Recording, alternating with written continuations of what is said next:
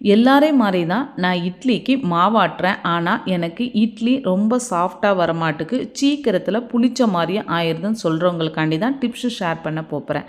இட்லிக்கு நம்ம மாவாட்டும் போது மெயினாக உளுந்து ஆட்டுறதுல தான் இருக்குது.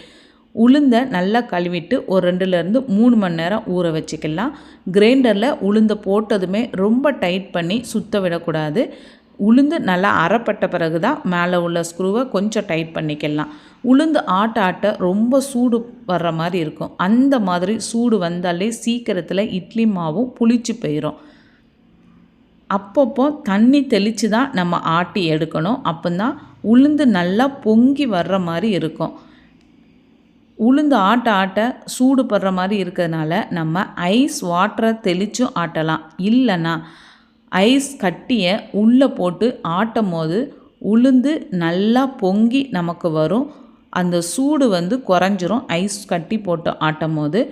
இப்போ இதை நம்ம அரிசியும் ஆட்டி எடுத்துட்டு நல்லா மிக்ஸ் பண்ணிவிட்டு ஒரு 8 மணி நேரம் புளிக்க விட்டுட்டு அடுத்த நாள் காலையில் நம்ம இட்லிக்கு ஊற்றி அவிச்சு பாருங்கள். இட்லி நல்லா புஸ் புஸ்ஸுன்னு சாஃப்டாக இருக்கும். பிச்சு பார்க்கும் போதே நமக்கு தெரியும். இந்த டிப்ஸ் பிடிச்சிருந்துச்சின்னா ஷேர் பண்ணுங்கள்.